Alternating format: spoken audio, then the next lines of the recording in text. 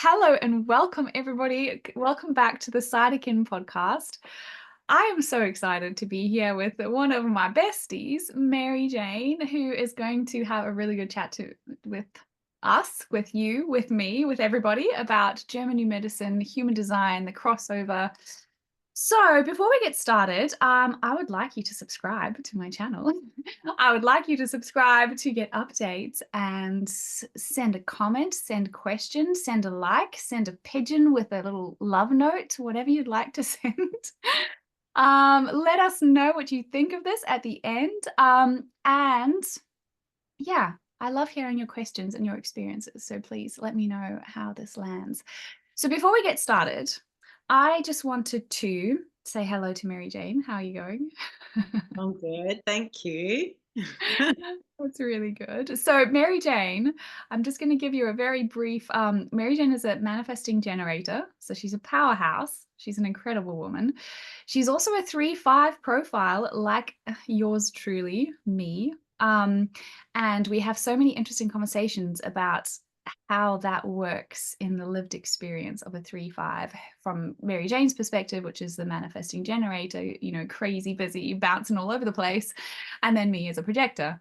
And before we get into what we will actually really want to talk about today, I just wanted to give a little brief summary, as best I can in less than 300 hours, of what we're talking about in this podcast, because obviously I'm interested in the lived experience of human design. So human design is sort of this amalgamation of astrology, numerology, lots of patterns to understand humans. And you have sort of basic broad overviews like your type. So Mary Jane is a manifesting generator type. I'm a projector. Then you have profile. Then you have these ways to sort of understand the nuances of a human being. And when I was first learning about human design, I wanted this podcast. So here I am offering it to you so that you can understand, what is it like for a manifesting generator, a 3-5? Like, what is the lived experience? How does that affect one's life? What is that like for me as a projector, 3-5? All these different pieces of ourselves. So hopefully you will stick around to the end, see if you learn something about yourself, about life, about your body as well, because we're going to be talking about health and how human design sort of interacts with another amazing pattern recognition system that I love. Yeah, I'll hand it over to you, Mary Jane. Talk to us about what German new medicine is and why is it interesting? What are we going to talk about today? Please. Great, Pretty please. thank you for the introduction.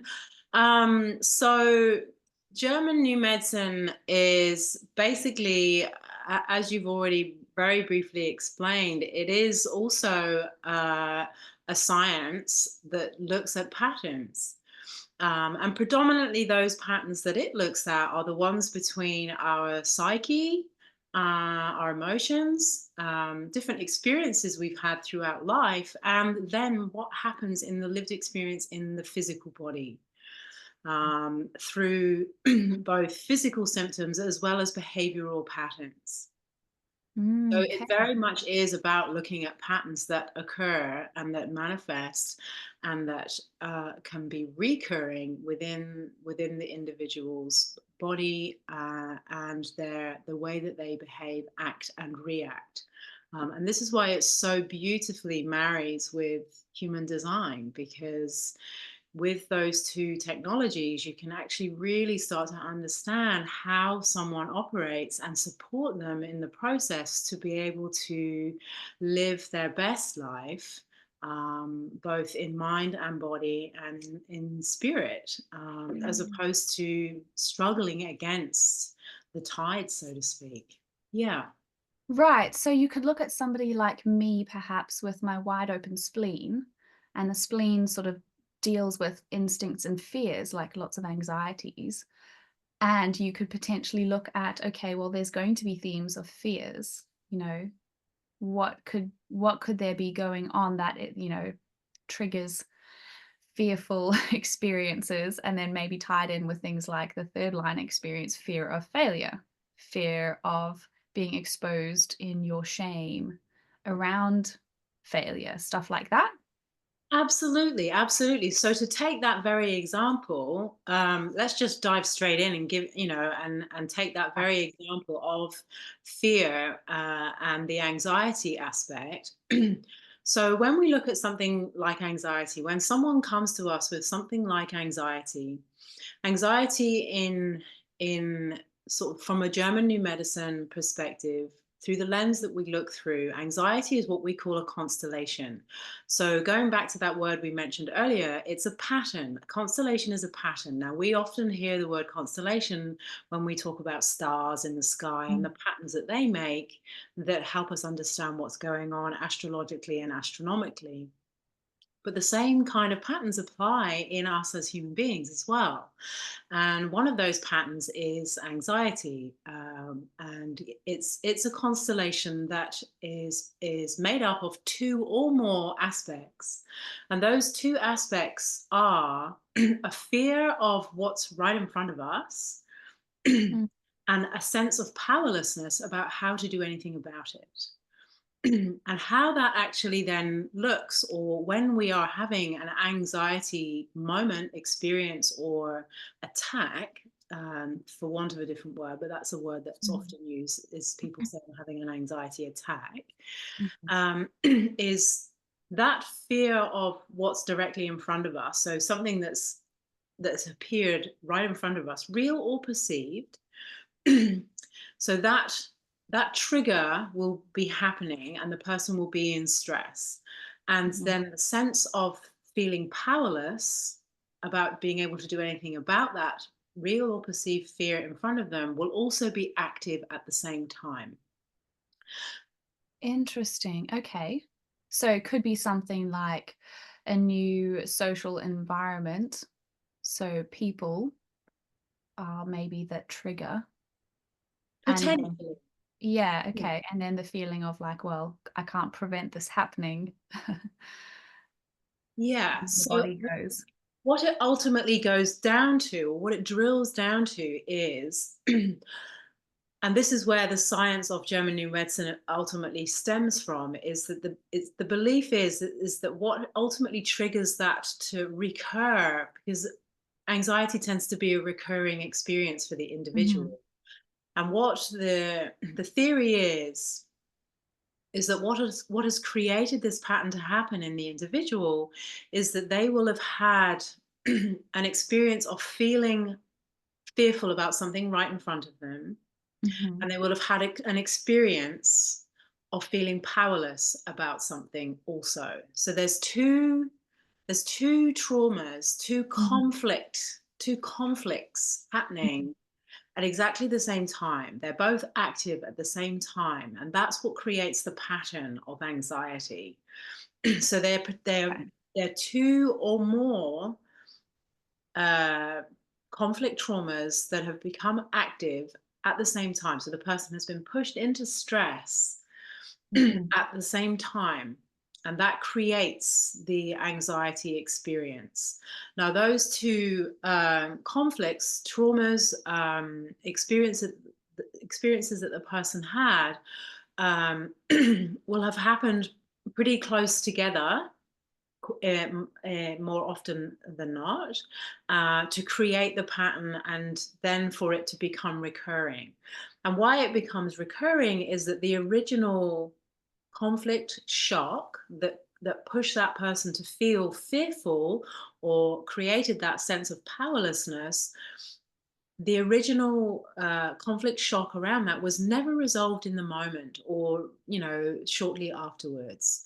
And so the energy of that stays within the person's psychology and ultimately in their physiology, and then it manifests in those feelings of maybe a racing mind, maybe shaking, maybe a racing heart, maybe sweating, all of those, cold, sort of clammy feelings that people might experience, when they're having one of those anxiety episodes.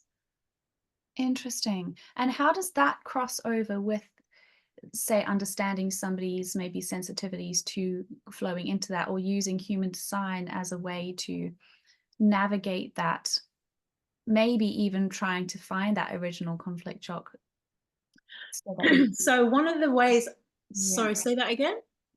Yeah, so that you can sort of work with the experience, understanding the person in their nuances.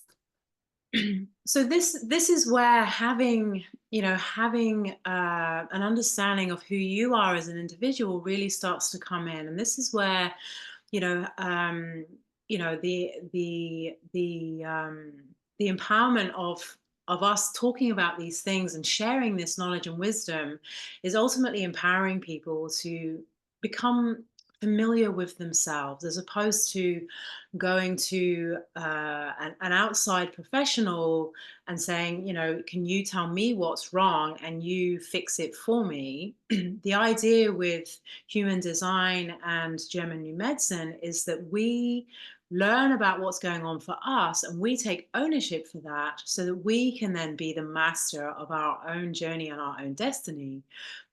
So, to take myself as an example, um, as a manifesting generator, I move pretty fast. We pivot Mhm, quite quickly, we move quite fast, mhm. and in that process, things can get a little bit hectic, a little bit, Just a bit. a little bit full Just on. a tiny bit.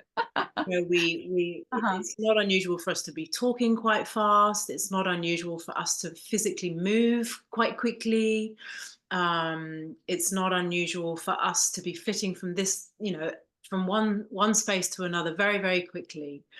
And for myself, with only four defined centers in my body graph, it means that potentially then there is influence from five different areas that I could potentially take on as not my own, to Yeah. also impact me, to throw me off my track, to throw me off my balance, to potentially create a sense of fear or anxiety about what I'm doing if I don't tune in and trust my gut instinct. Yeah. If I don't follow my strategy and authority, I then leave myself open to those outside influences to be thrown off and feel that sense of fear and powerlessness. Mm, So one of the things that I've personally learned that is vital for me, so that I do stay in my lane, so that I do stay true to myself and don't go into sort of an anxiety state. mhm. One of the things that's within my design is that my strength is in my stillness. Mm, As much as I have the ability and and the energy to move very quickly in mind and body, I'm at my best and most powerful and strong when I am still. mhm. And that's been a huge thing for me to have to learn, because I am so used to moving fast, in And my speech, in my mind, and in my body. And yet, over the last, what are we, 2024 now, over the last 12 years, I've been a daily meditator, and it's really helped me to just calm down so that mm, I don't go into those spaces of feeling anxious, feeling fearful about what's coming. As a 3-5, we're here to trial and error things. yeah. So feeling fearful about, jeepers, I'm flying by the seat of my pants right now. How am I going to make this work? Whereas by learning to just sit in my stillness and trust what's unfolding, Mhm. I've learned to just slow down, honor the fact that I can still pivot and move very quickly, but move with it's that saying, more haste, less speed. Mm. And Yes. and that And my that strength comes from being still and then moving quickly once I have the green light. yes, and now correct me if I'm wrong, but I think you're speaking about, is it gate 52? That's where your personality sun sits. Hmm. Essentially in your chart, that's a really big part of your energy. That's about 70% of your energy that's coming filtered through this gate, Yes. in a sense. And it's kind of such a funny combination as a manifesting generator as well, because you have this deeply embodied stillness, which is, I feel like I've observed and experienced that carried through you. because I Mhm. feel that when I'm around you, this sort of centered, embodied, uh, presence, calmness. Mhm. Maybe not calm, but there's sort of a depth to the presence that you bring. Um, has that been something that learning your human design has given you a little bit more of an awareness of, to be able to really sink into? It really has, because one of the aspects that's in my design is that I have the ability to act in crisis. Yes. And that's where that gate 52 and that stillness and that having that presence comes in, because in a crisis, so take for example when, we were both living in New Zealand and we experienced the earthquakes in Christchurch. Mm, I was able to see the bigger picture. I was able to see what needed to be done, and I was able to act from a place of calm, mhm, while getting things done really quickly. And didn't go into a state of panic and shock and overwhelm, because I was like, okay, I can see what's going on here.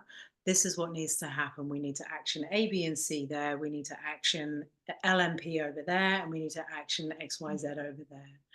Which is such a beautiful synergy with your environment as well, because your mountains environment, so your capacity to see the broad overview of something Yeah, with that gate of stillness is a superpower, really. yeah, yeah. Yeah. However, the caveat is that if I don't stay in that, then I do experience symptoms of my body saying, MJ, you're out of alignment. Mhm. Things are not flowing properly. And I use that word on purpose. And the language that we use is often a great indicator of where we might actually experience blockages. Again, listen to my language, because this is very, very key for where I experience disharmony in my physiology. And that's one of the things that we look for when we're working with someone from that German medicine perspective. So to give you again a personal example is that when I'm not in flow, Mhm. I feel it in my digestion doesn't flow, it will be blocked. And as a sacral being, that's it's my body absolutely speaking to me from that human design perspective. MJ, you are a sacral being, you get your messages from your gut. And then Yeah. from that German New Medicine perspective, when my gut is not being listened to, it absolutely knots up and it Mhm. stops. And that is my message from my body saying, MJ, you are not going in the right direction. You are not in the right place right now in one way, shape, or form. Is that a bit of an indicator that, because in human design, you talk a lot about the loud voices in the open centers. So because that's where we have an inconsistent experience, we can often hear to that. So does that kind of give you an indication you've been pulled out of your inner alignment, and you've kind of been drawn into the chaos of your open centers, if you will, and Yes. listen to that instead of your own inner voice, and that's kind of where you get into this tangle. That's absolutely it, and that's one of the things that I'm really having to learn, because I still see myself very much as a young student of human design, as well as German New Medicine, because they're massive sciences. Um, And they're embodied sciences as well, and I think that's where you can feed your mind a lot of information quickly, but to actually funnel it through your experience takes the time that it takes, doesn't it? Absolutely, and again, I take you back to that part of my body graph, my chart, which is my strength is in my stillness, and yet one of the huge traits of a manifesting generator is to move so incredibly quickly that we skip steps. Mhm. So, in order to be a master of what I'm here to be masterful of, I need to learn to not skip the steps all the time, because things don't flow so easily. Mm. Because I ultimately, when I'm in my flow, when I'm doing what I'm here to do, I ought not to have to go back and redo steps, which is a typical trait of a manifesting generator. It's just like, oh, damn it. I have to go back and relearn that because I didn't do it properly the first time.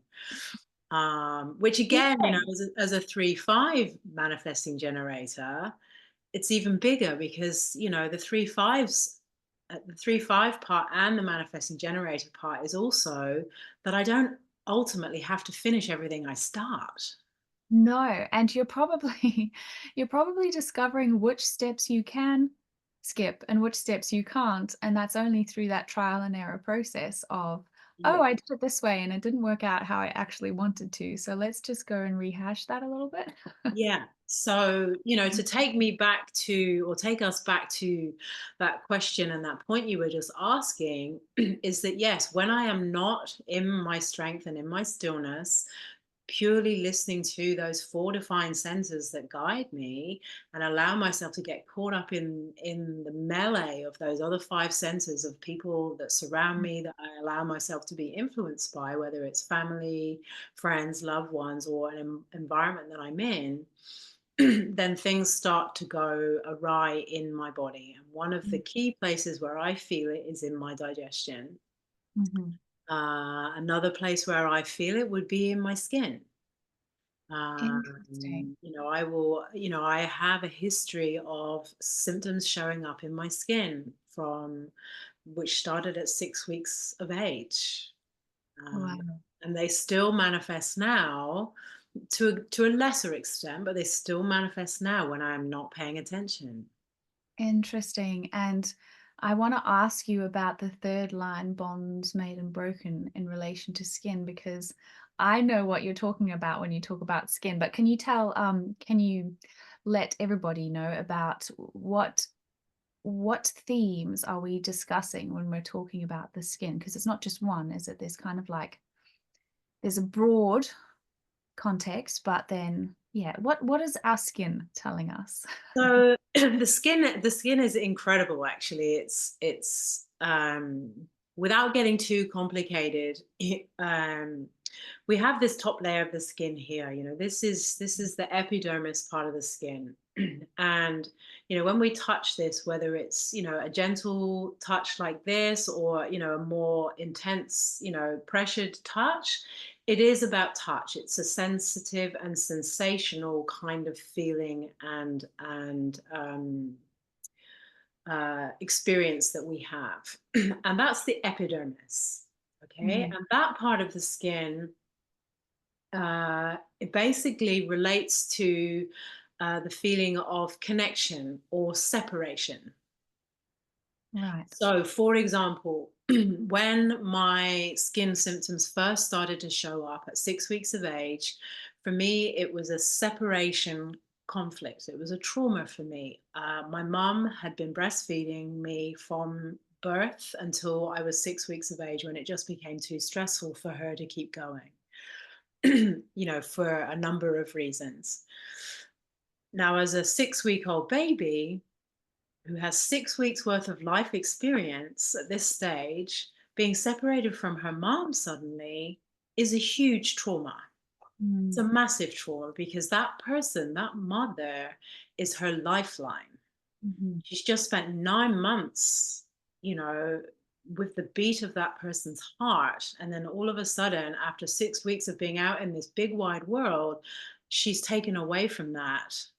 Mm. She's also been taken away from the elixir of her mother's milk Mhm. and given this foreign substance in the form of cow's based formula milk Mm. through a bottle. So I started to develop eczema all around here.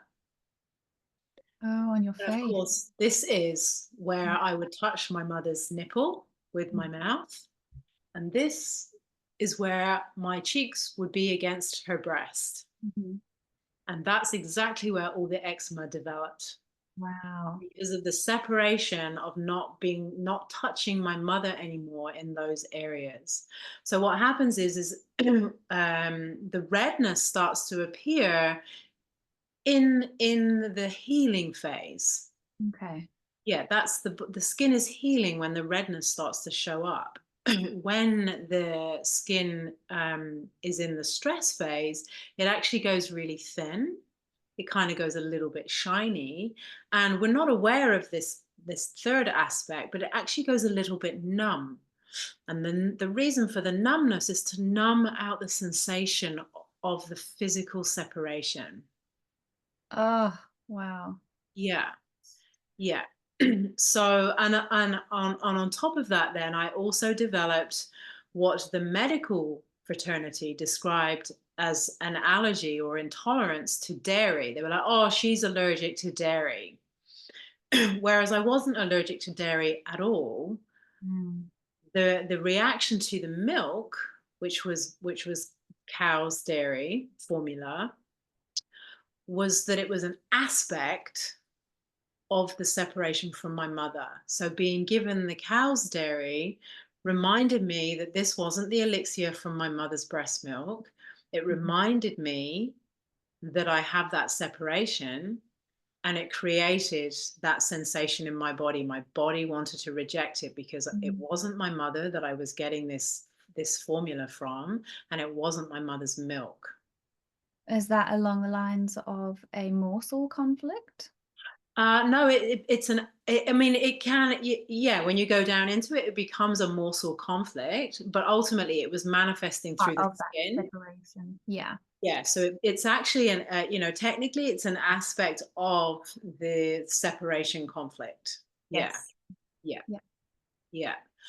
yeah. And I have experienced eczema throughout my life. Mhm. And every time that it shows up, I say to myself, okay, what is it that I have been separated from that I don't want to be? Mm. Or what am I connected to that I need to be separated from? So it actually works in two different ways. Yeah. Yep, so both ends of the stick, essentially.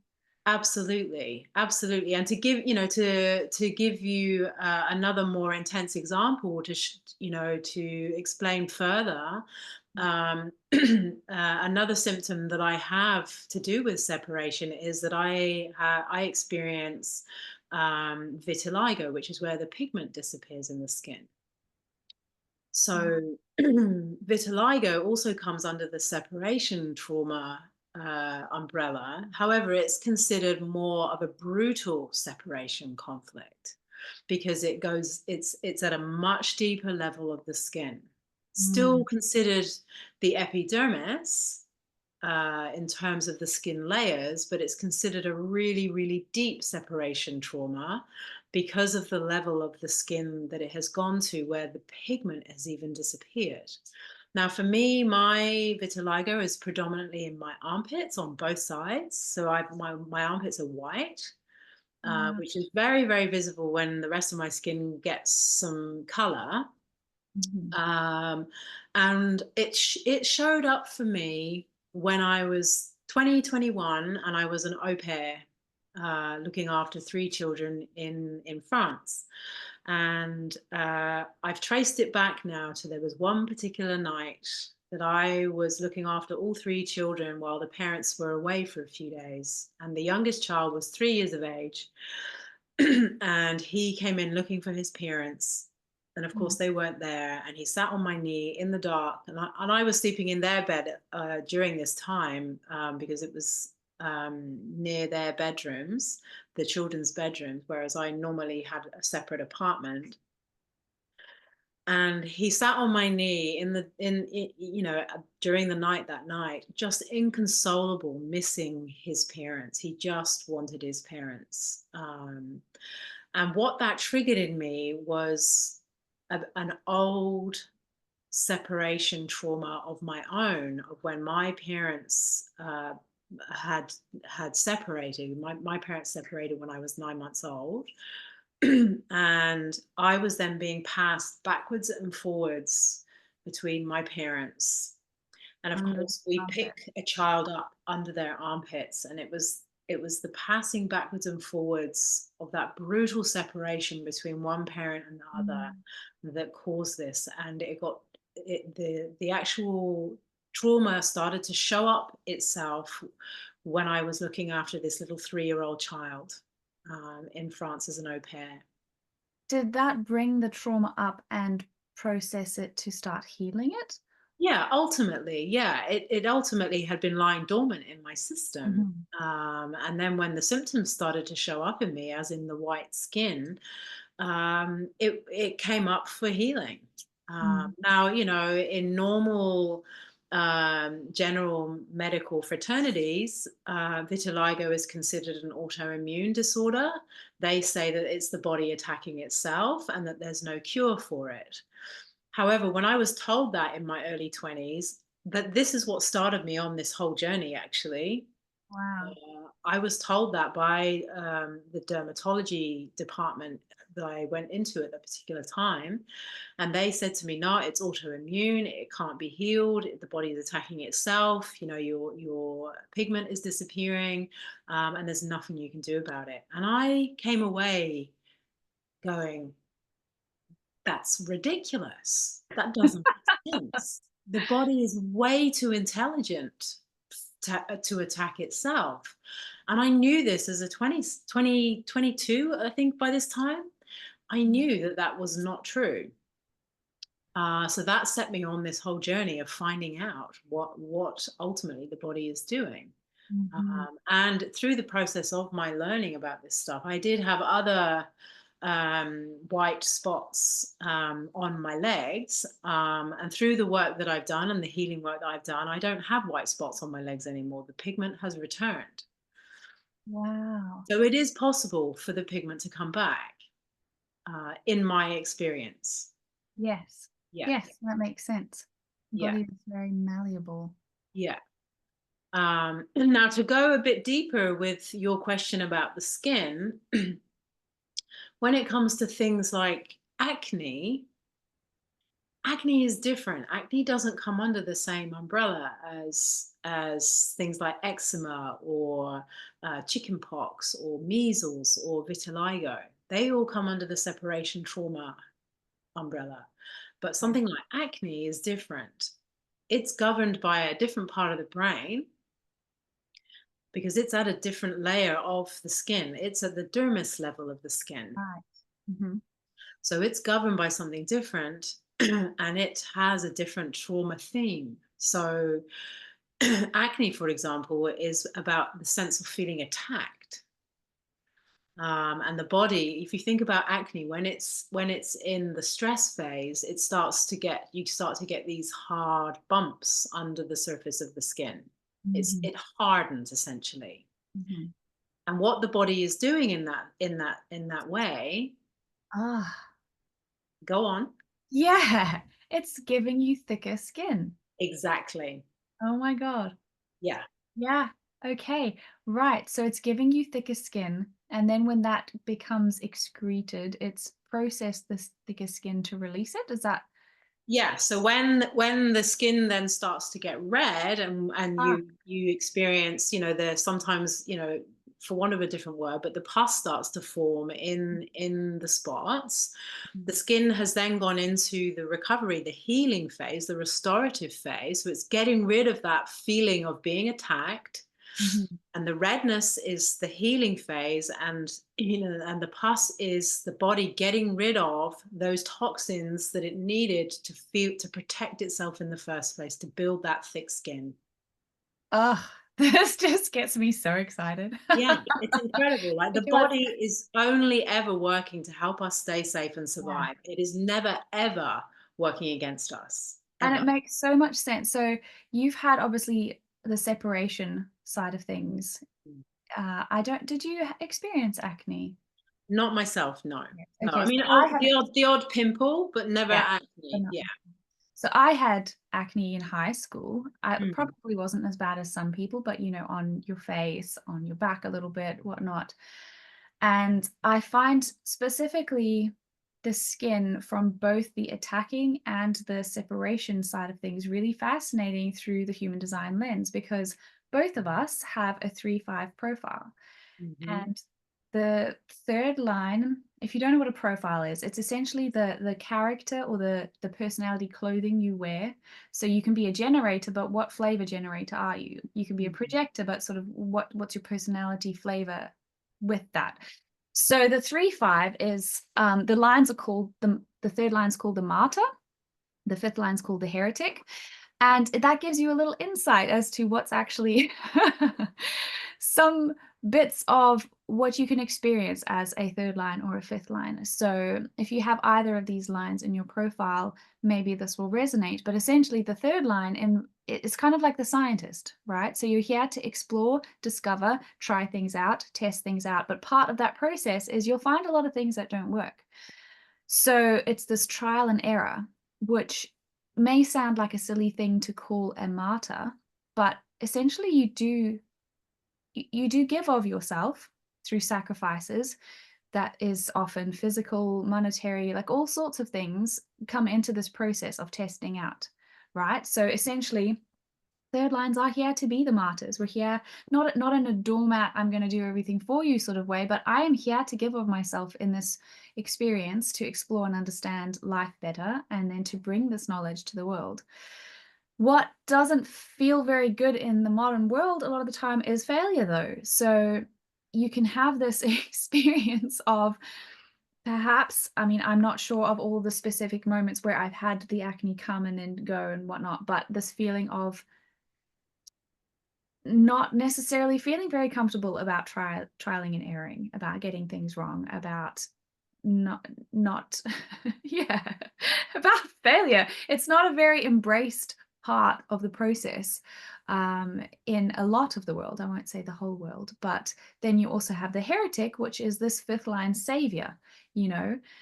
You can have these projections from people of you're going to deliver this, you're going to sort this out for me, I'm going to come to you for solutions. And that's wonderful when you have the solutions, but those projections aren't always accurate. So then you have this trial and error person on one side, you have this person who can't always deliver on people's projections on the other side. And as a teenager, you literally have a pimple factory. You Yeah. have an acne factory, which is such a fascinating thing to look at from both lenses. You can kind of really understand what might be happening inside a person um, Mhm. at that point.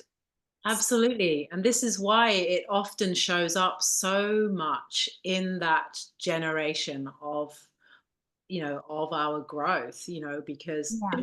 in, to exacerbate it even more in that phase of our growth as human beings, the adolescent phase is a lot of trial and error as well. Yes, just in general, everyone's Yeah, yeah. we're trying to establish ourselves. We're our bodies are changing. There's hormones coming in. We're trying to sort of get used to who am I in this body? What Mm, is my identity? Where do I fit in? mhm, And if you are, if you don't fit into the normal, box of this is how you operate, which 3-5s generally don't, yeah. then it can be quite like, oh crap, where do I go here? So you end up being the target of the Rotten Tomato contest Mhm. because everyone wants to throw shit at you because it's like, what are you going on about? You're talking rubbish. Why are you doing it like that? That's not the way to do it. Yeah. And You that's, need so extra thick skin. yeah, so you grow a thick skin or you develop eczema because you want to be separated from all that crap, or Yeah, they have pushed you out and you wanna be in. and you want to be in. Yeah. So you can see how the crossover works and why it would be so incredible if this stuff was taught from an earlier age so that not only, parents, people who guide young people, teachers, but also young people themselves Mhm, could then go, oh, okay. And then mhm. we won't have all this conflict going on, particularly Yeah. during those formative years, which are so pivotal in our lives. Mhm, That those formative years from sort of 0 to 7, 8, 9, and then those years from sort of 9 through to sort of 21, 22, 23, when we're really starting 35. to 20, 25, yeah. Yeah, no, definitely. it would help us so much, because so many things do manifest on the physical and in the mental and emotional way through that first quarter of our life. And through the lens of human design and German new medicine, if when we mix them together like that, it's just like, wow, okay, even just looking at us two and what we have experienced, Mm. knowing what I know now, if I'd known it back then, I probably wouldn't have experienced what I experienced. Mm. So And if my mom had known who I was, like I have a projector mom, and who she, doesn't know she's a projector? pardon? Who doesn't know she's a projector, which can be tricky sometimes. Yeah, yeah. I mean, yeah, she doesn't know that she's a projector. I mean, my mom is in her early 80s now, so it wasn't even a thing when she was raising children, to know about human design. But for my mom, it was just like, Mary Jane, can you just focus on one thing? No, I Y- can't. Yeah, can you Feel just different. focus on one thing? And I found that overwhelming Yeah. to have to choose, and it's just, for me, that was stressful to have to choose because that's not the way I'm wired. But for Mhm. my mom, trying to raise a child that is into so many things and bouncing off stuff, and I was considered very accident prone as a child as well, because I was, even though I grew up with an older brother, I was just like, oh, I'll do that, I'll do that. And so, jumping off walls, riding bicycles, climbing cliffs, you name it, I'd be like, oh, I'll do that. And so I was constantly walloping myself, getting hurt, getting injured. And my mom would be like, This it is was too much. yeah, it was stressful for her. But had she known that I was a 3-5 manifesting generator, it would have been easier for her to parent that. Yes, and direct that in a way that would be supporting you and also nourishing your growth. Because I think this is what's been so useful for me with human design is knowing which parts to just not try and change. You know, Yeah. there's parts of us that are gifts that don't feel like gifts sometimes.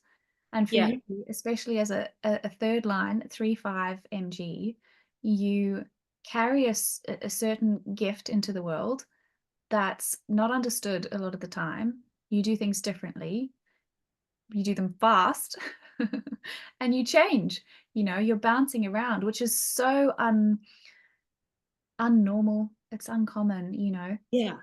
to It is. most of the world and how it functions. It is. So here's another example of how me not living my design manifests from that German new medicine perspective. So, because, as a manifesting generator, I have that throat channel. Mm. Uh, Sorry, I'll just clarify for anyone listening yes, that do. a manifesting generator has both a sacral defined, like a generator, but also a motor connected with one of the channels through to the throat. So a pure manifester won't have the sacral, they'll just have a different motor to the throat, but a pure generator won't have a motor to the throat. Sorry if that's complicated, but if you understand what I'm talking about, Mary Jane has energy flowing up through her to her throat. So this capacity to bring forth, create, initiate, similar to a manifestor. Hmm. Powerful. And because I have that, Mhm. and because I have this trial and error aspect as well, the 3-5 profile, and a lot of projection on me too. But as you just said, the type that I am, that the 3-5 manifesting generator that I am, doesn't it's not so easily accepted within our society. So as a result, it was just like, whatever, MJ, shut up. Mm. Stop talking rubbish. Meanwhile, you have energy flowing through you to your throat. Yes. So Okay. if I'm not allowed to talk, where do those words go? What ends up happening is that I end up chewing over my words because I'm not allowed to let them out. So Mm. I developed then, the grinding of my teeth at night, which from a German new medicine perspective is because I didn't get to speak my words and I had to chew them during my sleep so that I can digest them. Um, See, I find this so fascinating because I learned about Germany medicine probably similar time to human design, and I found it absolutely fascinating, but also really hard to use. I found it I'm a very use-based person. I'm a needs motivation projector. So I'm looking for what is useful, what mm, is usable for people. And I found that it was really hard to get my head around, well, how do you understand what the conflict is? How do you understand what the actual problem that your body is responding to? Because I understand these overarching themes. I understand the separation conflict, blah, blah, blah. But where is that inside of me? And I think with the human design aspect, it's almost like this cheat sheet of here's a whole bunch of things. Look at these. Look at mm. how you experience, voicing yourself. Look at how you experience your sacral, your gut. Look at how you experience your open centers. And the answers lie there, you know? It seems like such a beautiful synergy to be able to look for and pinpoint your own experience, your lived experience with your sensitivities and your, strengths and really get a quicker way, more honed in to what's actually happening inside of a person. Yeah, yeah. So, to give you an example of what I could have been guided to do had I had that adult to guide me as a young person, to help prevent the chewing my, to grinding my teeth overnight because I wasn't able to get those words out, is journaling. Now, I naturally kept a journal and a diary when I was a child, and I still do now. However, if I had been able to have the guidance to really write down stuff that I wasn't able to express during the day, it would have helped me a whole lot more, Mhm. um, to be able to just get those words out, because that's ultimately what needed to happen. The words needed to come out. Yeah, Yeah. And even if I could get them out on paper or I could verbalize them in some way, it would have helped me an awful lot more. Yeah. fascinating. Our bodies are so clever. They are, and like I said earlier, it's, they're the body, and this is why as that early 20 something, I just knew instinctively that the body was never going to be attacking me. I Yeah. just knew. I was just like, no, no, no, no, no, no, no. The universe, the God, the great creator, whoever it was that invented us, would never have designed us to attack ourselves like that. Yeah. Just doesn't make sense from the creative energy perspective. Mhm. So I said there must be another way. There must be more to this, Yeah. because we are only ever, the body is only ever helping us to stay safe and survive, as I said earlier. Um, and someone may say, well, how do you explain, you know, serious disease like, say, for example, cancer, or a child getting leukemia, or how do you explain that? And cancer, from the orthodox medicine perspective, is considered something really, really life threatening, whereas Mhm. actually when you look at cancer through the lens of German new medicine, it's actually a whole bunch of cells that are actually working really, really hard to clear up a conflict trauma. And it's only by us interfering with the process that things Mm. start to get worse. Now, that sounds like it's really, really simple. And technically speaking, it is. However, there are other nuances that come into it. So, it isn't just about the psychology that's going on and the thoughts and feelings and emotions that we have. We do need to take into account the environment that we're in, Mm. you know?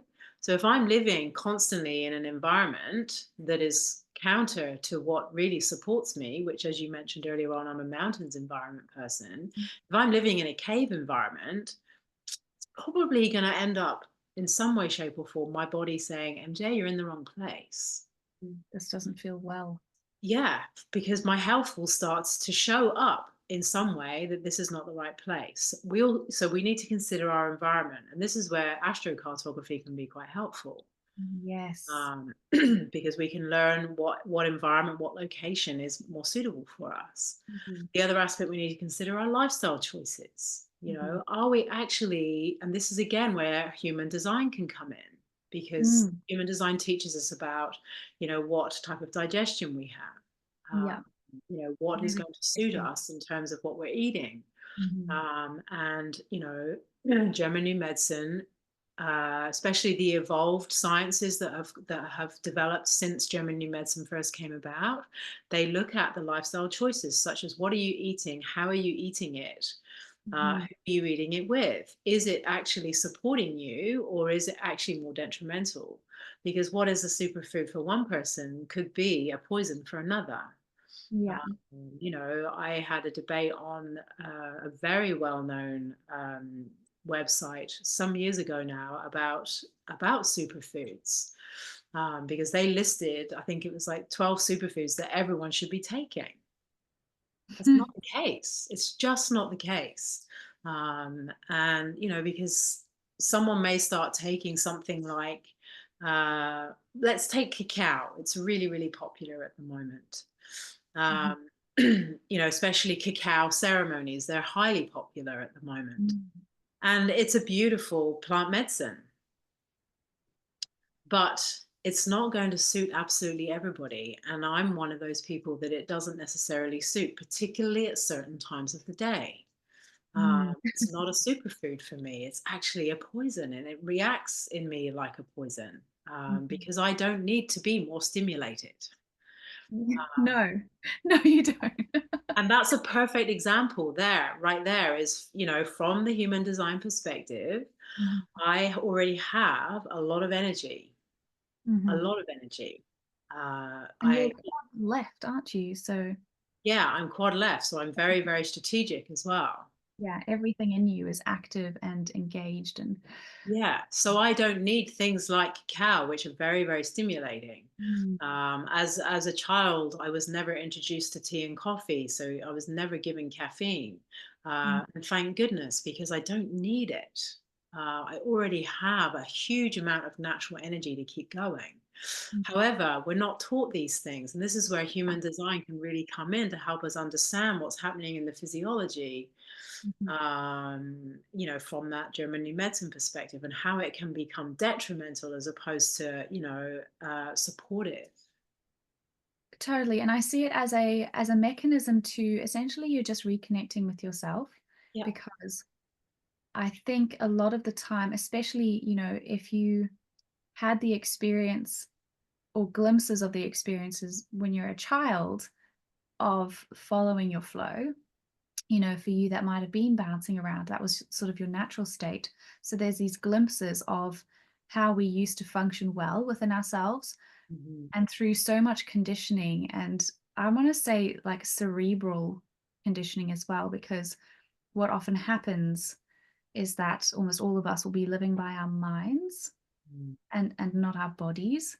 I think you can look at someone's chart and you can see people that might be more connected to their bodies and have less resistance from the outside world pulling them away from that.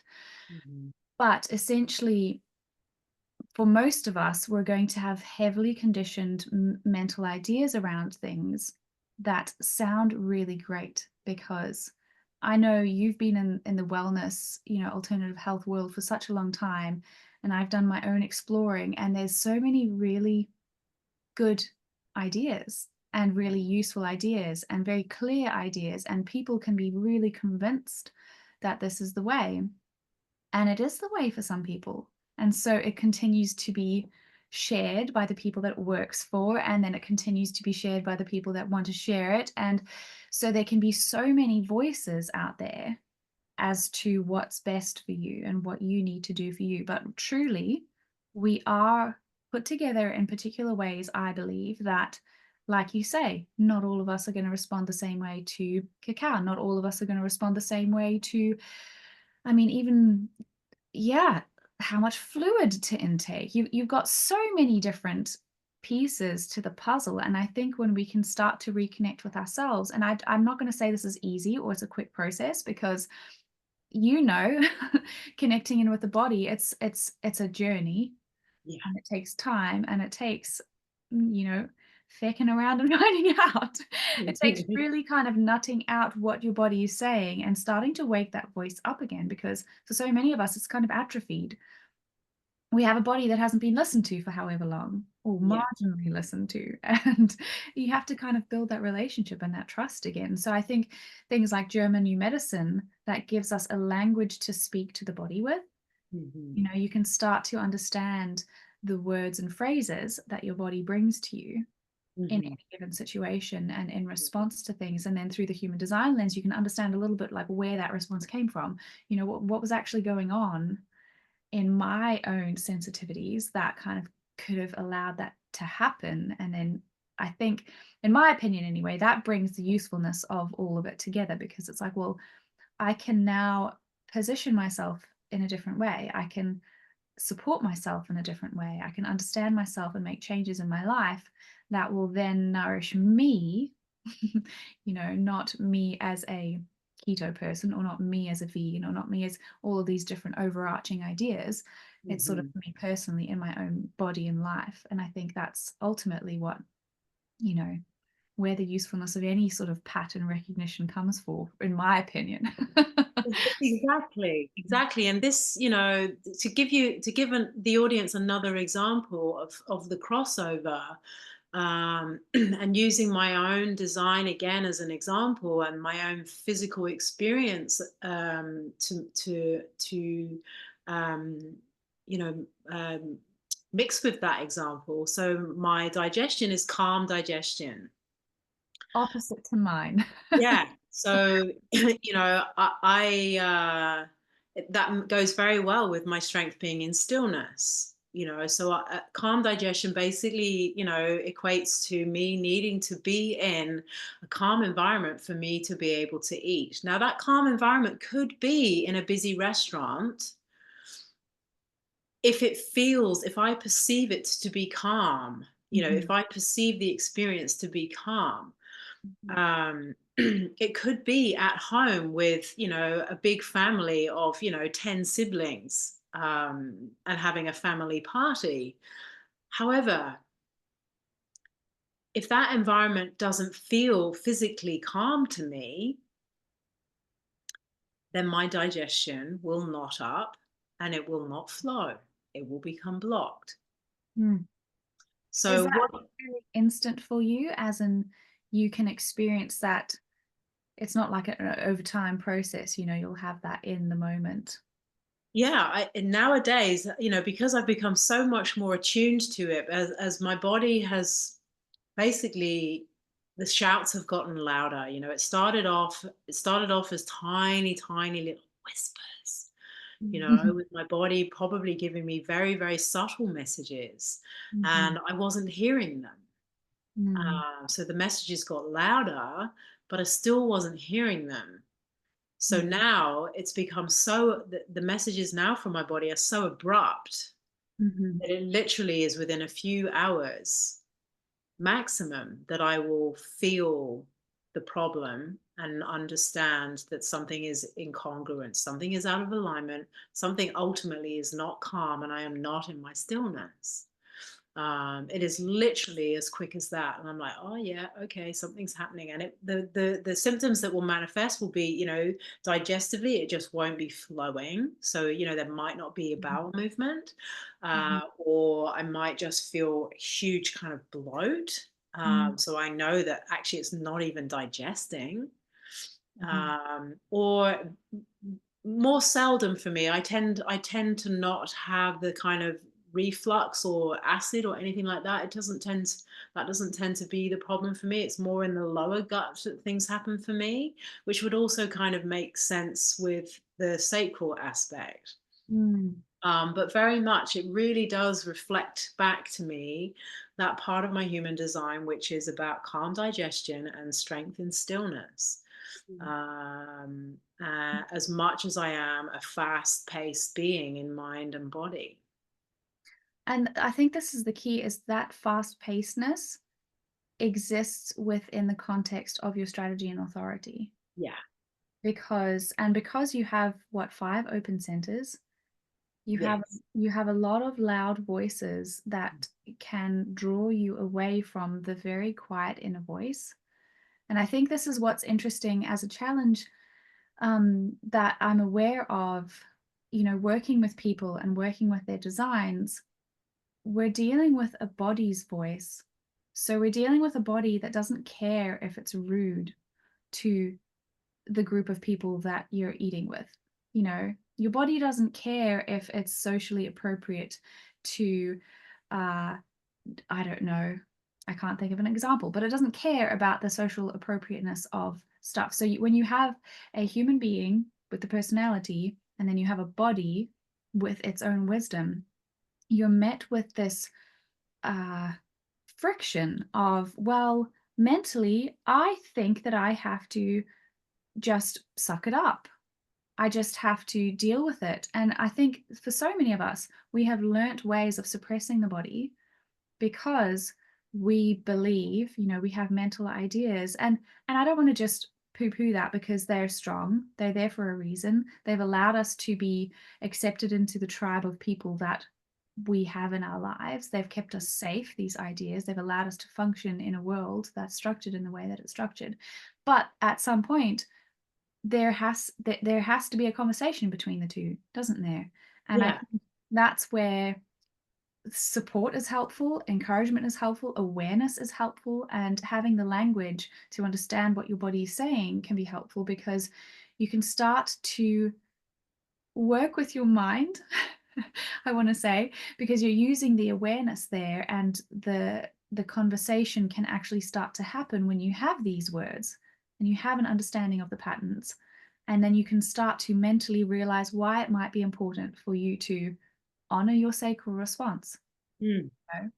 Yes, it's inappropriate for this gathering, but at what point do you stop putting everybody else's needs above your own? At what point do you at some point, if you do that for long enough, you become the burden on the people that you're trying to help, because you become so unwell that you need to be cared for. Exactly. We all have an awareness of that, I think, by now. Yeah. Um, so it's this interesting trajectory that, you're kind of either navigating away from Yeah. alignment or two, and usually it's against your mind to follow the body. Yeah.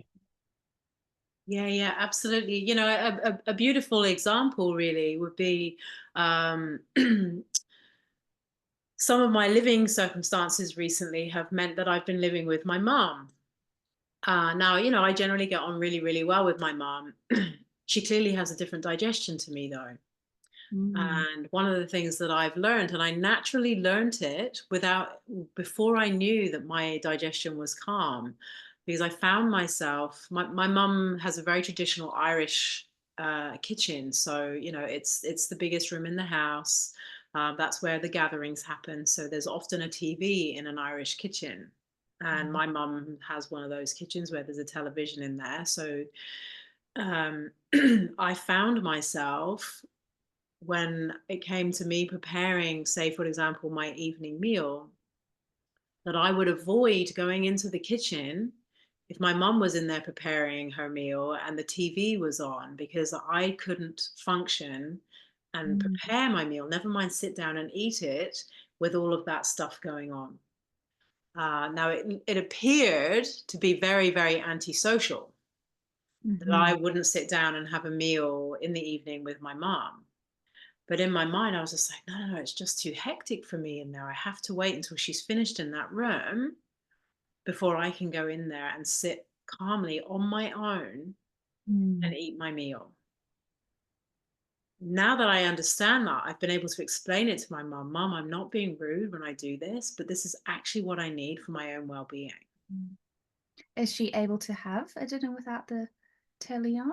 Yeah, Or is yeah, she is. Sacral? Yeah. Yeah, yeah. If Yeah. ever we're sharing a meal together, because we generally would have our main meal during the day, and we would often share that meal together. But in the evening, we tend to do something different. Mhm, And she would often have that meal with the television going, and it's too much for me. mm, Yeah. Yeah. So, but that's considered very antisocial, because I'll wait, and then I'll literally wait until she's left the room. And then I'll go in there, and it looks like, to an onlooker, like if there was a camera watching us, it'd be like, MJ is so rude and antisocial that she Mhm. literally waits for her mum to leave the room before Mm. she goes in there. But for me, it's about listening to my body when it feels safe to go in there, that it's calm enough for me to Mm. eat.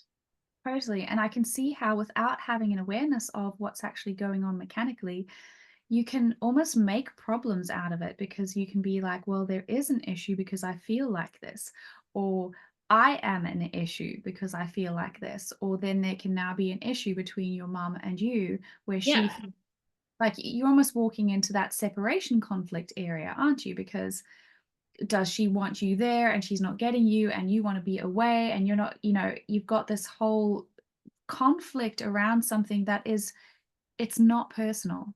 There's No, it's nothing totally personal not. about the various mechanics that we're put together with, but I think when you don't have the language to actually understand and then communicate that, it becomes so much more of a problem. It does. And if you More. Yeah. exactly, and if you think about the fact that my beautiful mom is a projector, Mhm. and her daughter is purposely appears to be purposely avoiding sitting in the same room with her to have dinner. So I'm not seeing my mom. I'm not Yeah. acknowledging her. There's About no bitterness. invitation to share a meal with her. Yeah. So then you're talking about bitterness. You're Yeah. talking about that feeling of feeling unrecognized, unvalued, unwanted, not invited. Yeah, there's so much in there and it really can.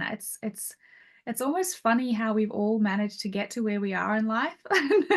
Not really having much of an awareness because we're just I feel like, so much of life has been this feeling of like a bumbling idiot because you don't know what you're doing Yeah. and why it feels so hard Yeah. sometimes.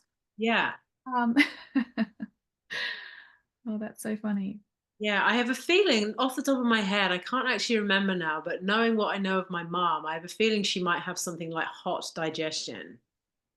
Ah, Because I do know, one of the other tools in my toolbox is Ayurveda, and I know that my mum is pitta dominant, which is the fiery part, uh, interesting. and she has a dominance of that in her system. So for my mum, with not being seen, not being invited as that projector, it starts to boil up in her. So she has this boiling going on from a German new medicine perspective. She's overheating. There's too much fire in her system, and her digestion is overactive Fascinating. because there's an anger there that she's not being invited, she's not being recognized, Yeah, she's being ignored. So, the anger builds up, and you can see it in some of the symptoms that she has experienced. that makes so much sense. Yeah.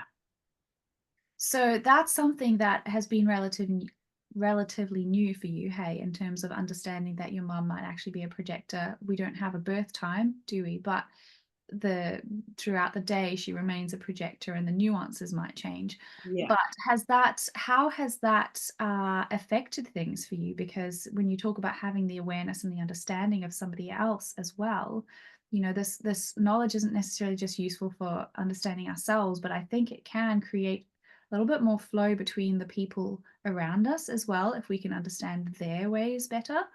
Yeah. Yeah, absolutely. Since I discovered that my mum is, highly probably a projector, it's totally changed for me how I interact with her. Mm. It's helped me to understand what some of her physical and emotional symptoms are related to now, and given me a new sense of understanding, compassion, and support for her. Because I have a huge awareness of her physical and health journey, and knowing what her human design is has given me an incredible new layer of information about her to help support her even more, and to be able to navigate any physical, mental, emotional symptoms that she does have with a new lens over the top from what I already had, to just be able to support and guide her in a way that's going to be even more rich, Mm, going forwards for her, because she's in her early 80s now. yeah. um, However, she's done incredibly well with very little knowledge, all things Mm, considered. mhm, And then, with me coming in with what I have brought to the picture and what I continue to bring to the picture, it's really helping her to just live a richer life herself. mhm, Even something little the other day, she had just completed making a piece of clothing for me. And she started to get quite anxious, and started to develop some very, very physical symptoms. And we had no idea what it was. Now, my mum has a history of, she had open heart surgery just over 2 years ago. And she felt like the symptoms were all happening in that area. And we were like, oh, okay, what might this be? And, I wonder what it could be, wonder what could be triggering it. We looked at some of the natural supplements that she's been taking. And we were like, oh, maybe it's one of those. Maybe we need to ease off on those. And then later on this particular day, I went into her and I was like, Mom, I just want to tell you that I absolutely love that piece of clothing that you've made. And she's like, do you really? And I was like, yeah, yeah, I really love it. Oh, I'm absolutely delighted, she said. And then a little bit later, even though I'd already said I really liked it, a little bit later on, after she'd sat and contemplated some of the questions I'd given her to contemplate about the symptoms she was experiencing, she said to me, I think I know what it was that was triggering these symptoms for me now. She said, I was really, really anxious that you weren't going to like what I had made for you. And again, knowing she's a projector, it yeah, was about her being acknowledged and being seen for the invitation that I had initially yeah. invited her into to make that item. Oh, MJ, I could cry. So here we have the anxiety. So she had that fear right in front of her Mhm. Yeah. of it not being what Mary Jane wants. I've made this thing. I've spent a lot of time making it, and the fear was right in front of her that Mary Jane might not like it because my emotions, my thoughts and my feelings are very, very visual. Mm. If I don't like something, you will see it in my face.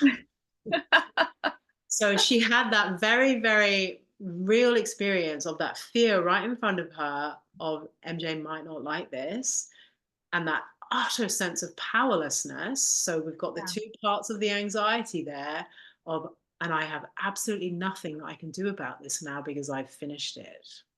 It's all down to her reaction. And because I was busy in the moment when she first gave me the item, I was doing a few things at the same time. I didn't give it the acknowledgement that it probably deserved. And it was only later on, it was lying on my bed, and I was just like, I put it on again and I was like, oh, I really like this. And I went into her room and I was like, Mom, I just want to say that I absolutely love it.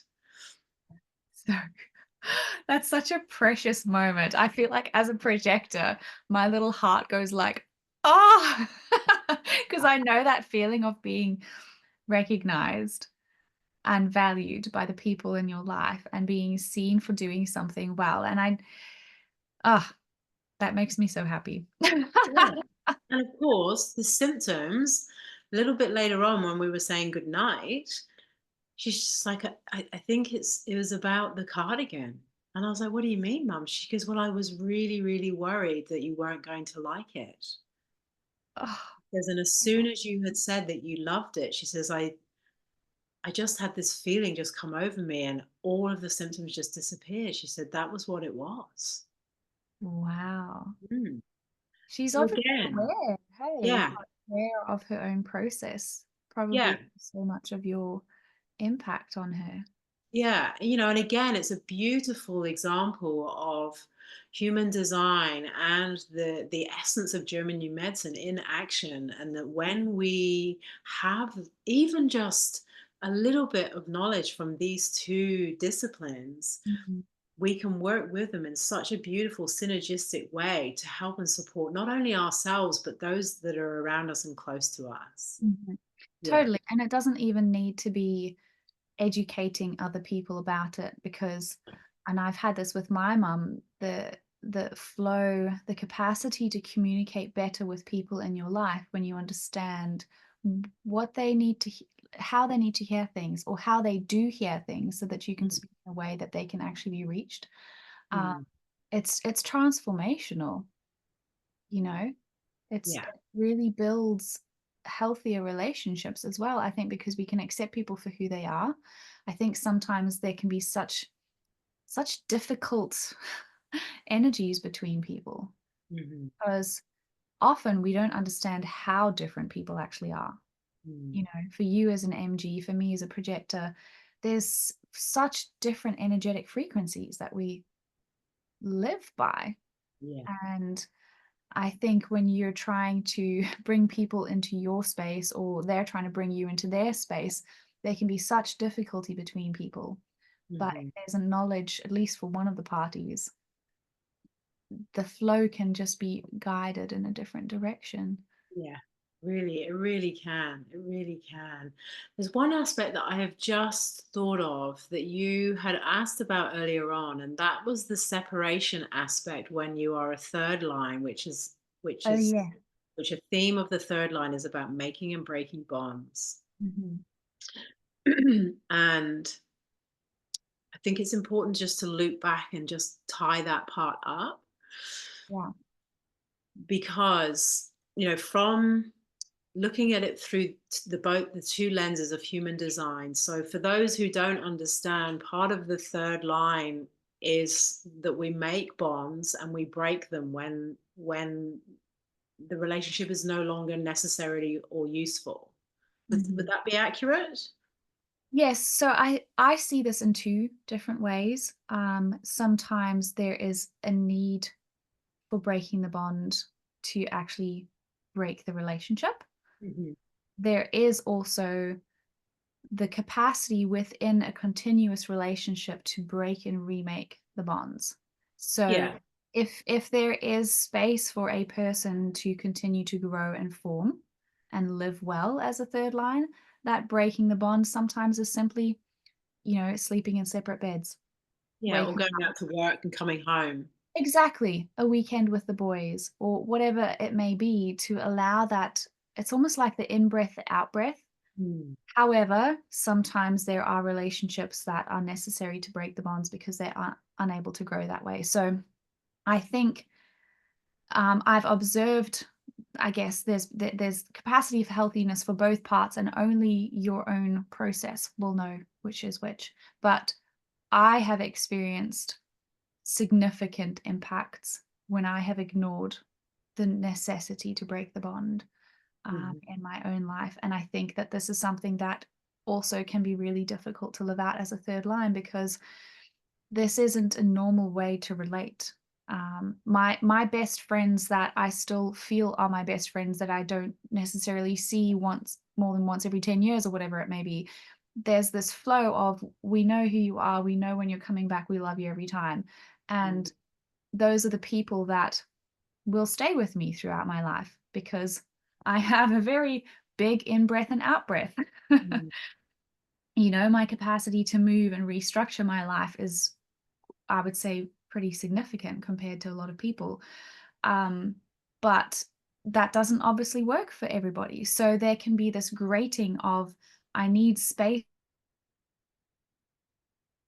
from this, we take the space. So there can be this push and pull there of doing what's not right for me and then my body pays for it to do what's right for the situation or what's expected of me or whatever may be involved. And then the same, I think we've both experienced this, but also that sense of loneliness where you're so mobile and you desire the bonds, but it feels almost hard to actually access because of how you function as a human. And we Mhm. can go, this is actually something that I would like, we talked about this earlier, but to speak in depth about the fifth line, because we're talking about a profile of a 3-5 here, and with the fifth line comes a lot of projections and a lot of it's difficult to be seen as who you are. Mm. So we'll do another whole podcast on that because that is so interesting and so fascinating. And you and I both have some serious experience in this realm. But for now, where was I? Basically talking about yeah, this third line aspect of needing to break the bonds sometimes, but also needing to make them. And this whole theme is really fascinating in the realms of German new medicine because you're then talking about the skin. And you didn't mention it initially when we were talking about the skin, but if you could throw in something about hair loss as well, because for me, that is the skin symptom that I have experienced a lot of, not just hair loss, but like, I guess, psoriasis type skin stuff on my scalp, Mhm. very hair based for me in terms of that necessity to break the bond, Yeah. craving the bond. Yeah, so third line relationships, they're going to be an interesting one. And then you, Yeah, and and it doesn't surprise me that to hear that people who have the third line in their profile experience separation conflicts or skin issues where even if it might be at that deeper layer that I mentioned earlier on where symptoms such as acne might show up, Mhm, um, because there is societal conditioning, societal norms, and what's socially acceptable to, for example, my family of origin are very, very Irish. And so, when you take a vow to get married to someone, you stay together in sickness and in health. mhm, And it is not acceptable to have a divorce. Now, it's obviously way more acceptable now, but in years gone by it hasn't been, and the number of marriages or relationships that have stayed together because of what is socially acceptable and because what society has conditioned us to believe creates physical issues in people, yeah. whether it is something as severe as full body acne. And I did have a client once upon a time that had full body acne. It was a gentleman in his early 50s because Wow. of living something that was continuously not right for him Mm, and feeling like he needed to constantly grow a thick skin in order to be able to cope with the constant attack, which he'd mm. been living with for several decades. Oh my goodness. Um, when someone with that third line profile is needing to break a bond, but it's not being broken, again, it might show up as something like eczema, Mm, whereby or hair loss, whereby intellectually it's causing you a lot of stress. yeah. So you need to actually break away because it's causing so much intellectual stress that it's coming out in the head, whether it's on the scalp, Mhm, in terms of that dryness, or whether it's actually the hair falling out itself. And then what we often find is that once the separation has happened, once the bond has been broken, then the body will then go into repair, the hair will stop falling out, and any dryness that might have been there will start to repair itself as well. Psoriasis is actually two conflicts that are active at the same time. okay. So if you think about eczema, when eczema is in the stress phase, it tends to go thinner because it thins out. The skin thins out in order to be able to lessen the feeling of the contact gone. It also Mm, numbs out to again lessen the physical contact of the feeling, the connection being gone. mhm, And it tends to go quite white and silvery in color. So then when we have, and it can often be quite dry. mm, When the skin goes into restoration, so it's in the healing parasympathetic phase, it tends to go red, and because it's repairing, so the skin is rebuilding and regrowing again after thinning out. So it's regrowing and it's repairing.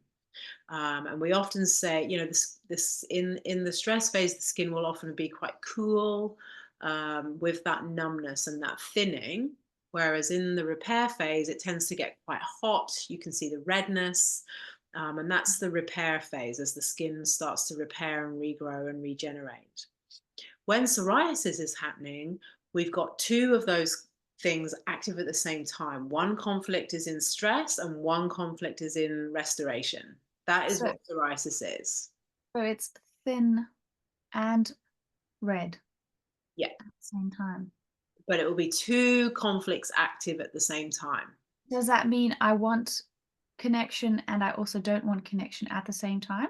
Not necessarily. Not necessarily. It might be that there's just two conflicts that are active at the same time. Uh, it might well be that one requires the connection to be broken, and it might be that the other one requires the connection to be reconnected, Mm. or it might be that there's two that need to be disconnected, Ah, or it okay. might be that there's two that need to be reconnected. Whatever the case is, there are two conflicts active at the same time. One Mm. is in stress and one is in restoration. Yeah. Oh, okay. Uh, so what we often see psoriasis showing up here, or here, on the knees. Generally, if it's showing up on the outside, uh, it's a connection that we want to break. Right. We want to elbow them out. We want to create our own space. Yeah.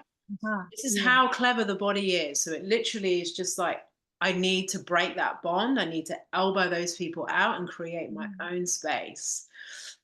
Same with the knees. You basically want to knee that connection away, to create the space and break the bond.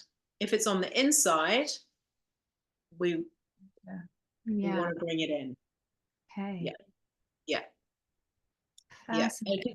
basically things, if you think about, a child, when you pick up a child, and you can really relate this to, how we have this very close genetic connection with chimpanzees. When chimpanzees hold on, they literally hold on and they grip here, and the legs wrap around as well.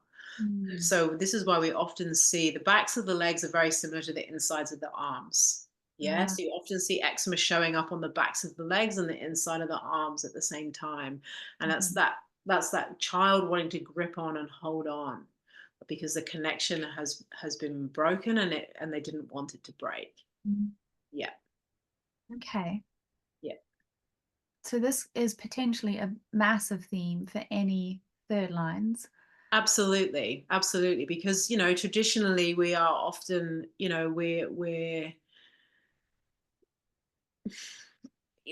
we often stay in connections, whether it's a romantic relationship, whether it's a work relationship, whether it's an educational relationship, a family relationship, say with siblings even, or with an abusive parent, or Mm,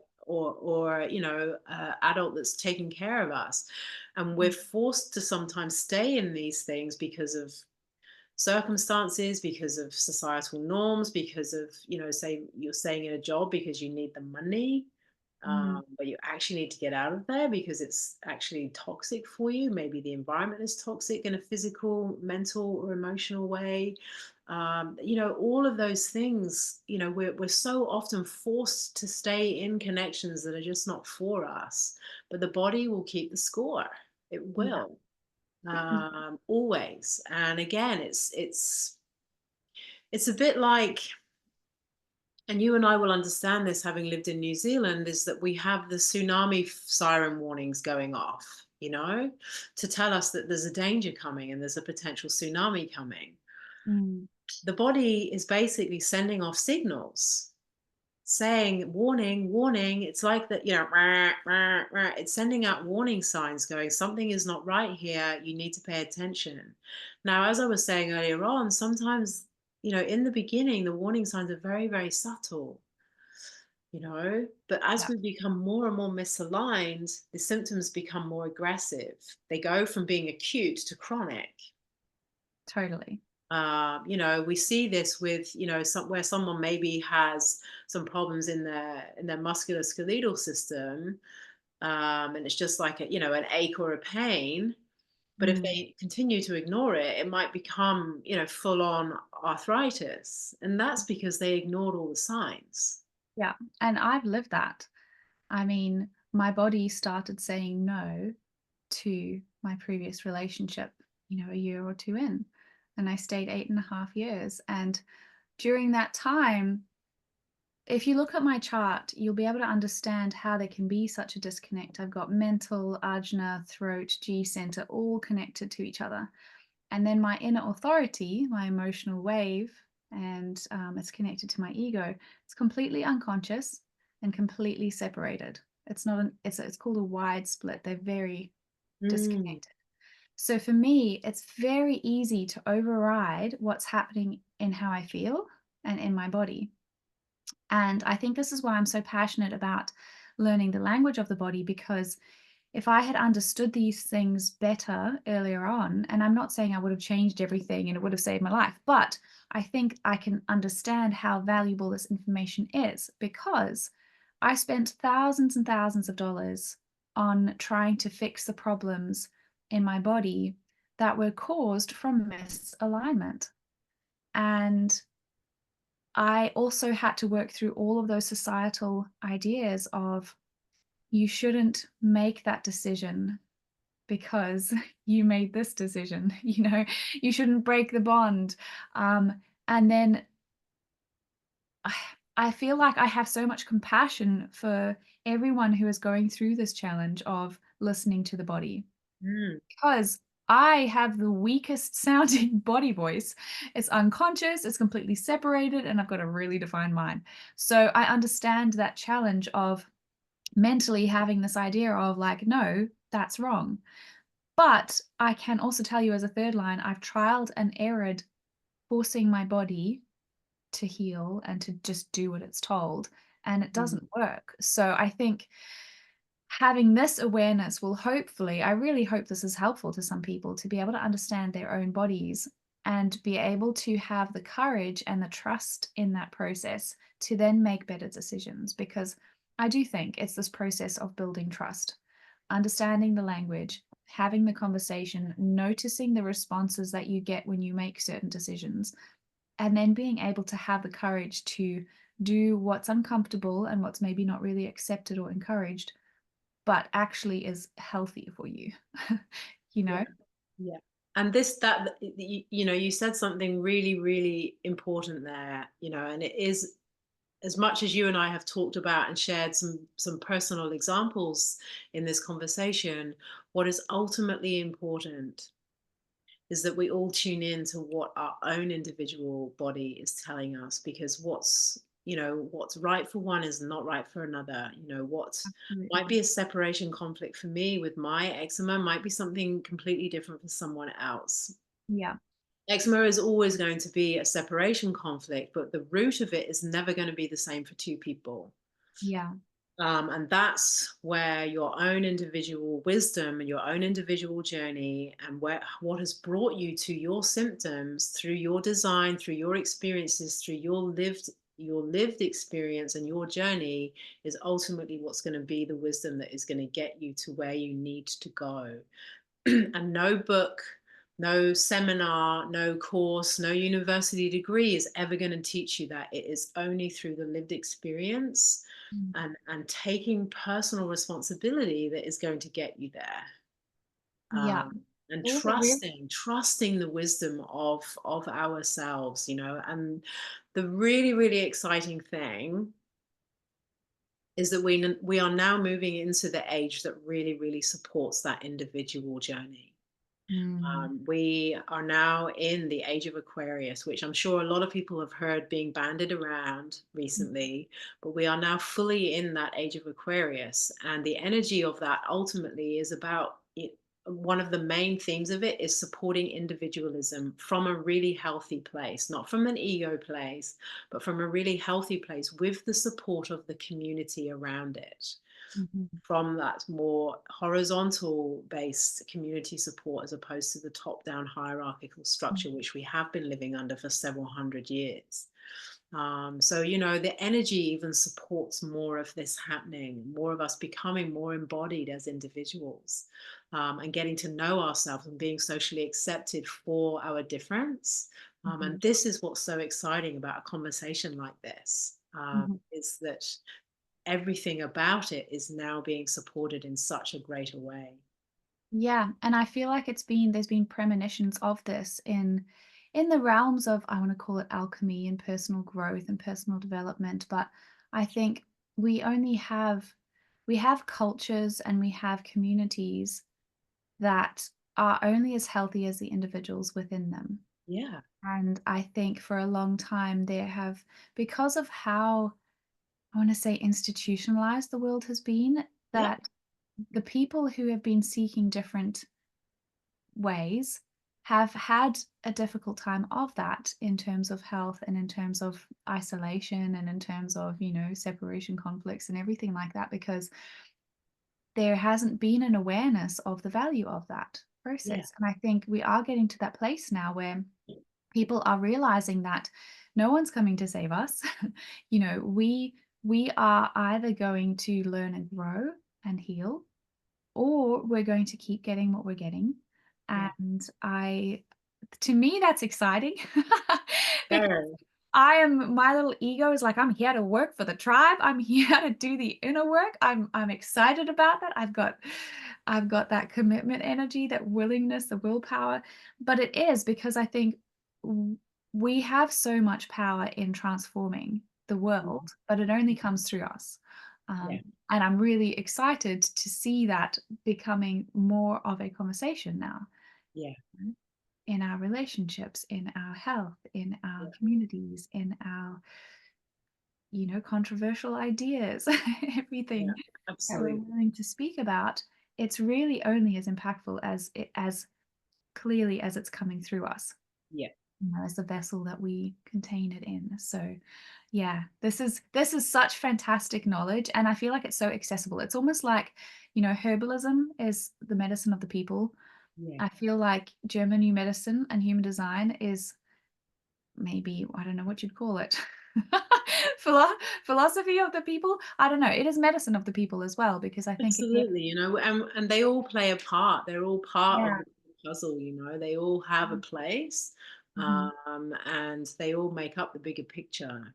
We've Yeah. got the minutia of them in terms of their individual parts, which are rich in them by themselves. But when you put them together and see the whole picture and the tapestry that they make up, it's incredible. I love it. Yeah. It's so beautiful. I love patterns so much. Ah, Mary Jane, I could talk to you forever. Well, we can have more conversations. Yes, I'm booking you in for forever, okay? If anyone wants to talk to you more about German new medicine, how can they find you? Shall I pop some links down in the description? Uh, Yeah, so are you people working with people at the moment? I'm actually not taking on one-to-one clients. Okay.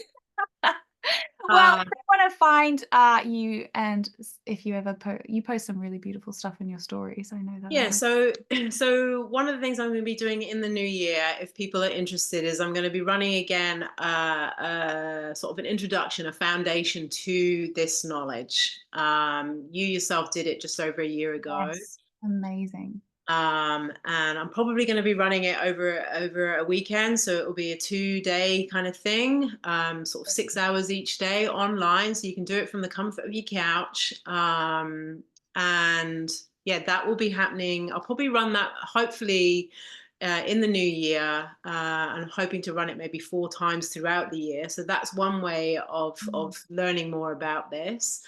And then, you can contact me through my website, maryjanenewman.com, or on Instagram, again, Mary Jane Newman. It's all my name. Perfect. Yeah, yeah. Easier than They're, Seidrkin. yeah, they're the easy, yeah. I, it's easy to find me because it's just my name. Yeah. Cool. Yeah. Awesome. Thank you so much for everything you've shared. You're an Oh, no worries. absolute bucket of wisdom. Well, I mean, again, So we've really professed. just scratched the surface. There's so much more we could have talked about. But again, like I said, if people are interested in learning more and really getting into, the foundation of it so that you can start to understand yourself, that's what the foundation will give you. It's an introductory foundation. It doesn't give you, a certificate to practice with other people, but it gives you enough knowledge to be able to understand it for yourself and to talk about it and support friends and family. It also gives you then access to being able to go on and do practitioner training should you want to do that. Yeah, Amazing. yeah. Yeah, it's such a helpful thing in your tool belt to be able to. It really is. It really is, and you can do it in a weekend. And it's really relatively inexpensive for something like that as well. It's less than €300. So That's oh, I'm so happy you're putting that on again. Yay. yeah, no, I will be doing it in the new year. The demand has been, I've been asked why I haven't been doing it. So the demand is there. Yeah. Love that. Yeah. Oh, brilliant. Well, thank you so much. You're I'm going to welcome. do a little goodbye and then don't go anywhere. I want to talk to you again. But yes, for the listeners, thank you for hanging out with us. It's been really, really, really fun. I hope you've enjoyed it. Leave a comment. Let me know what you thought. Let me know if you have any questions because we will be having Mary Jane back. So if there's something that you're like, what on earth were you guys talking about? Send questions to me, to Mary Jane. Send them via pigeon, via comments. Please subscribe, like, and thank you for hanging out. We'll see you soon.